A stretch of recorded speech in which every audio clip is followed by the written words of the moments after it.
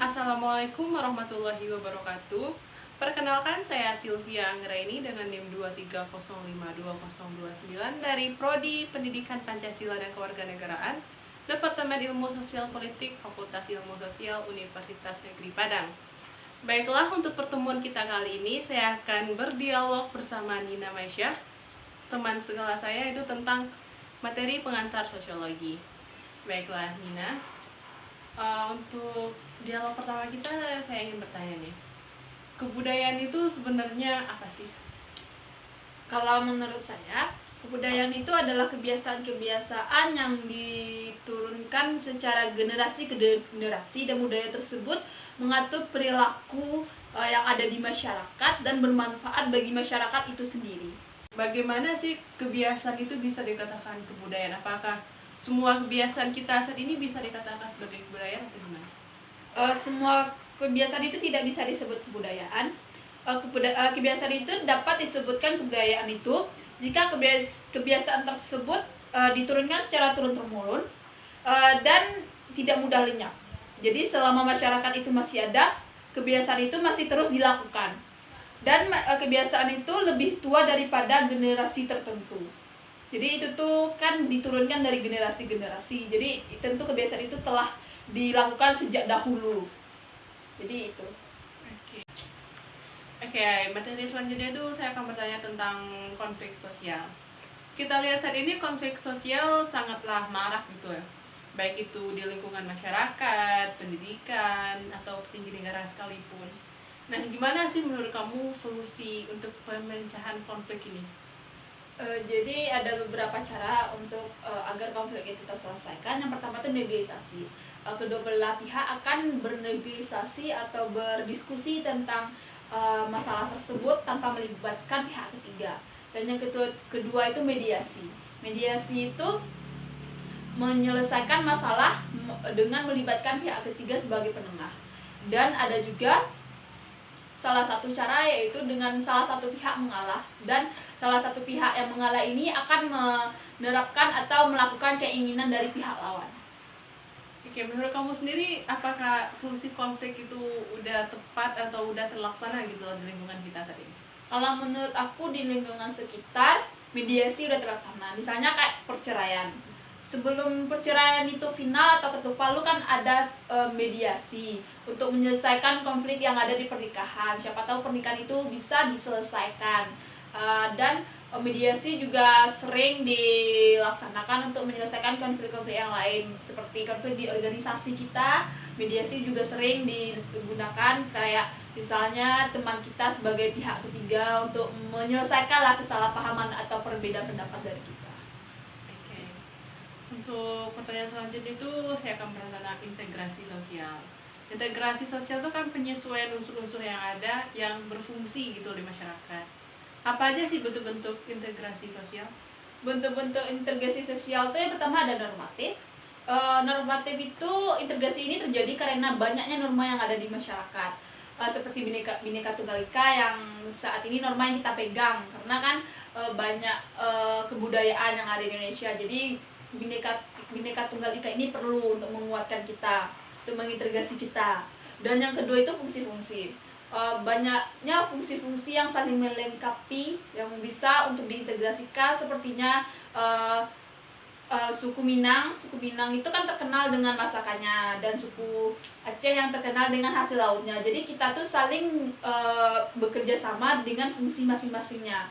Dan yang ketiga tuh koersif. Koersif itu fungsi yang terjadi karena kekuasaan. Integrasi itu terjadi karena kekuasaan. Contohnya saat tawuran, mereka akan berhenti jika sang penguasa ini menyuruh kepada polisi untuk menembakkan gas air mata. Kalau pertanyaan selanjutnya itu tentang stratifikasi sosial ya. Stratifikasi sosial ini kan pengelompokan masyarakat. Apa aja sih itu pengelompokan yang ada di masyarakat saat ini? Pengelompokan yang ada di masyarakat itu yang bisa kita lihat tuh pertama kekayaan.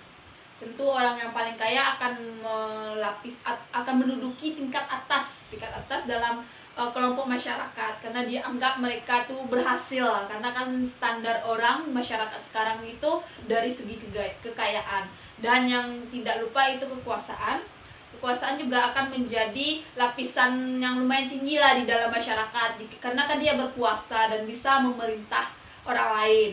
Dan kehormatan itu juga termasuk, dan pengetahuan, contohnya kayak orang yang lulus S1 tuh lebih dipandang daripada orang yang lulusan SD atau SMP, SMA. Jadi pengelompokan yang sangat penting di masyarakat tuh ialah tentang kekayaan ya. Kalau orang yang miskin, nggak sekolah gitu, nggak terlalu dipandang dari masyarakat. Ya, orang yang nggak punya keempat hal yang saya sebutkan tadi mungkin akan menempati kelompok masyarakat yang bagian bawah. Mungkin mereka akan kurang didengar atau kurang dihargai lah, karena dianggap sepele atau dianggap karena mereka tidak punya keempat hal tersebut, jadi tidak punya kendali lah tentang masalah-masalah yang ada di masyarakat. Kan kita lihat nih di lingkungan masyarakat banyak sekali tuh lembaga-lembaga. Apakah semua lembaga itu bisa dikatakan lembaga sosial atau ada ciri khusnya gitu? Sebuah organisasi atau lembaga bisa dikatakan lembaga sosial jika memiliki yang pertama itu ideologi. Jika dia memiliki ideologi atau tujuan yang bisa atau prinsip dasar yang dipegangnya, maka itu bisa disebut lembaga sosial. Terus lambang dan punya peraturan-peraturan yang ada yang untuk organisasi tersebut gitu loh. Dan lembaga sosial itu bisa disebut lembaga jika organisasi tersebut umurnya lebih tua atau lebih lama daripada anggota-anggotanya tersebut. Selanjutnya itu saya akan bahas tentang perubahan sosial.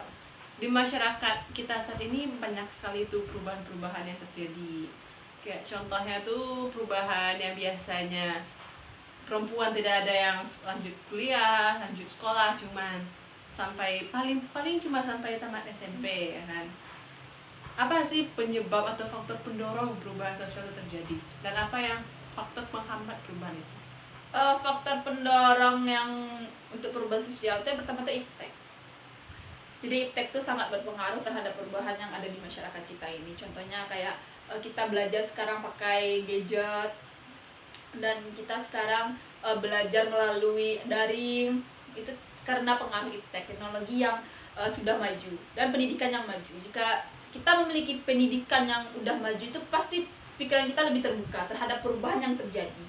Dan yang kedua tuh sikap masyarakat yang terbuka atau sikap masyarakat yang mau berubah. Kayak tadi yang dibilang kan, dulu cewek cuma sampai SMP, sekarang bisa lanjut kuliah. Itu karena masyarakat menerima pikiran-pikiran yang terbuka tentang hal tersebut, jika lebih penting pendidikan gitu. Dan kalau faktor penghambatnya tuh pikirannya masih tradisional. Kayak yang contoh tadi, kalau masyarakatnya masih berpikir ngapain cewek sekolah tinggi-tinggi ujung-ujungnya di dapur, itu menjadi penghambat perubahan sosial. Dan pendidikan yang masih tertinggal itu akan menghambat perubahan sosial itu terjadi. Ya, sekian sih.